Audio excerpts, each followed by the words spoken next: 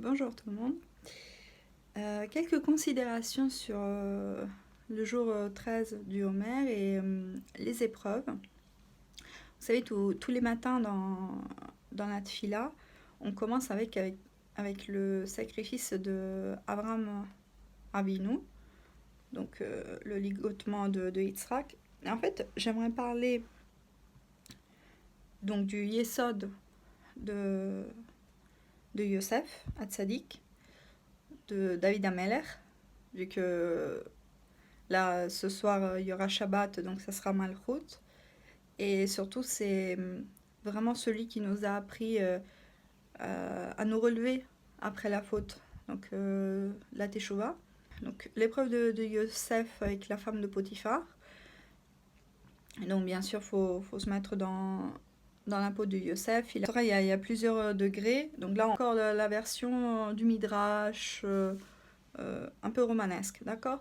Bon, c'est un garçon de 17 ans, il a été vendu par ses frères, il est seul, débauche totale, il est esclave, il a plus rien et il a toutes les raisons de tourner le dos aux enseignements de son père, il a toutes les raisons aussi de questionner son Dieu.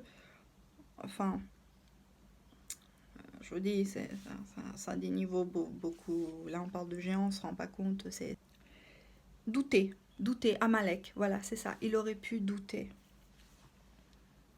Et, et là, il résiste. Alors, essayons de voir ça dans notre vie à nous de tous les jours, d'accord? Je pense que c'est le McDo, le cheeseburger, d'accord? Genre, le panneau. C'est mal, c'est mauvais. L'Égypte, la femme de ton maître, donc bon, ça, chacun de nous. Euh, bon, disons, cette forte attirance pour ce qui est interdit, d'accord? Euh, et d'ailleurs, on dit que c'est vrai que faire teshuva, c'est bien. Enfin, il faut toujours faire teshuva. Chaque jour de notre vie, il faut faire teshuva. Mais euh, disons que c'est vraiment beaucoup plus miraculeux quelqu'un qui ne faute pas. Quelqu'un qui reste se renfermer dans le ghetto et qu'on lui dit, tu sais, en fait, tout ce que tu vois là, les lumières, euh, les sorties, les rigolades, les boîtes, les gens qui rigolent sur Instagram et tout ça, en fait, c'est rien du tout, c'est faux, c'est fictif, c'est pas vrai. Et lui, il est là dans son ghetto, enfin, pas tout noir, mais vous voyez ce que je veux dire? Et il se rend pas compte de la kedusha, de la sainteté, de l'unité, de la famille, de tout ce qu'il a. Et qu'en fait, voilà, il a des choses qui ont une valeur inestimable. Et ça vaut pas du tout les 10 balles d'entrée dans une discothèque. Bon. Donc ça, c'est le mal. Bon. Mais quel est quelle est l'épreuve que dont tout le monde se souvient, genre le truc. David Ameller, le roi David et Bathsheba. Parce que bon, c'est vrai, le McDo, le cheeseburger, d'accord, ok, c'est pas bien. Mais manger la salade dans la brasserie ou acheter une robe et bon, il manque juste 5 cm ou 10 cm à la jupe pour qu'elle soit vraiment sniout. Et bon, bah au moins c'est pas un pantalon. Vous voyez ce que je veux dire? Il y a. D'accord, c'est bien le gros panneau. Mal, interdit, tentation. Il y a la petite voix après qui dit mais c'est permis, c'est permis, ça pourrait être permis. Ça chuchote comme ça pourrait être permis. Voilà. Hein, vous êtes au régime, disons. Voilà, toujours le burger, vous voyez, avec les frites, ou je sais pas, le kebab, le truc qui laisse tout la graisse là sur les doigts. Bon, bah, tu es au régime, tu dis non. Mais la salade de fruits, ça va? Et puis un petit topping au chocolat dessus. Et puis, moi, il y a la crème chantilly à côté avec les amandes. Et ça sent très bon. Et ça sent bon. Les fruits, ça sent très bon. Il y a eu un très beau cours sur Torah Box Femmes. Ça, je vais vraiment le mettre en description parce qu'on en a besoin. Il y a tout un rituel après. Et en fait, bon, on dit, bon, ça va, moi, je vais pas tomber sur ça, comme David Ameller. David Ameller, il dit, bon, ça va, je sais pas un problème. Ah ouais, après. Enfin, il a demandé, mais épreuve-moi, je veux être la quatrième roue du chariot. Enfin, je veux qu'on soit Abraham, Yitzhak et Yaakov et le dieu de David, Eloké David. Betcha.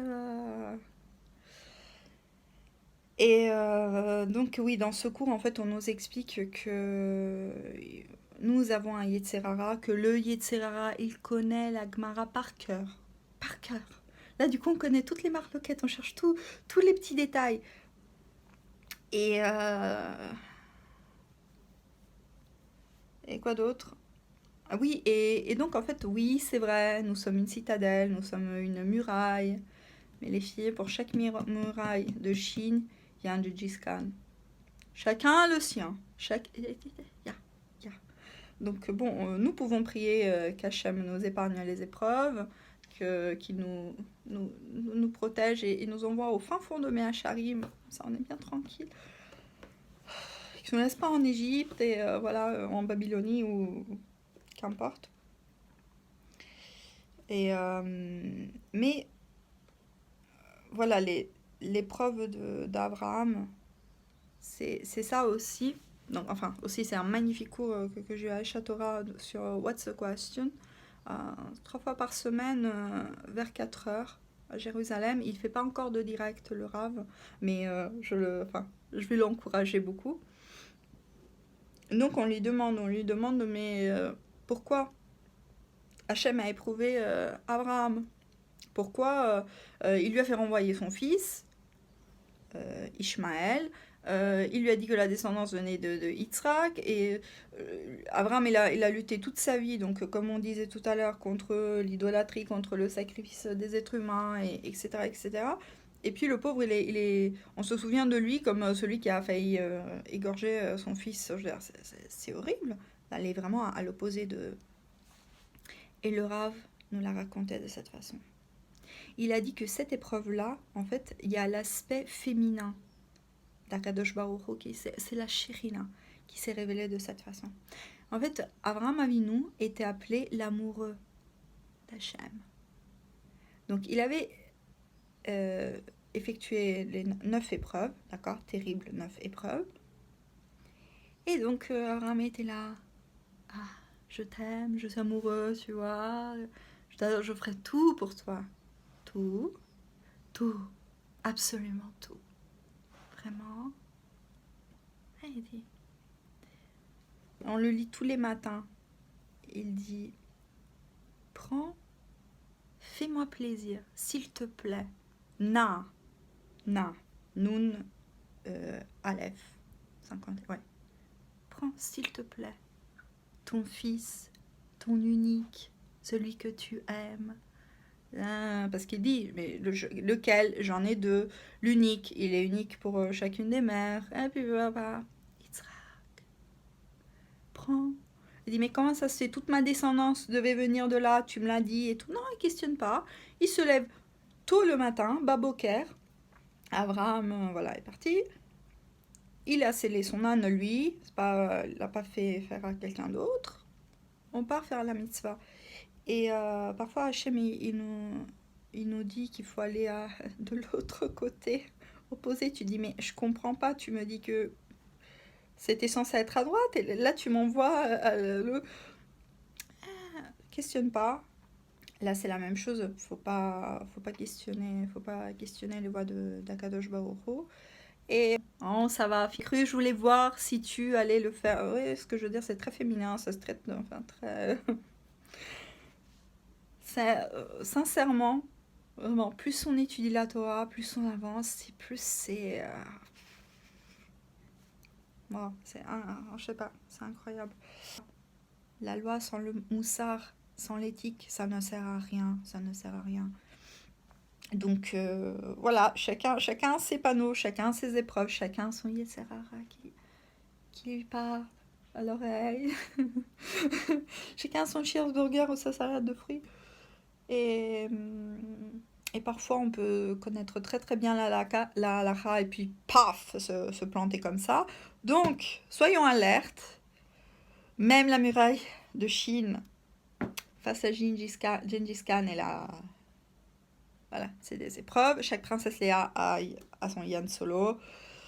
Et donc, prions beaucoup pour ne pas avoir ces épreuves-là. Et essayons d'avancer et de tenir présente que, voilà, Yesod. Yosef, c'est le Yesod. Tant que les fondations sont solides, propres, cachères, a priori, voilà, a priori, après la structure, elle peut tenir. Mais si on fait des trucs mal tordus, mamie, maman, on cherche les petites voies, etc., tchic, tchic, on coupe les petites branches. Au revoir les petites branches, et hop, et on fait fleurir l'arbre. Bezrat Hashem. Voilà, très très bonne journée. Shabbat shalom, bon courage pour préparer votre Shabbat.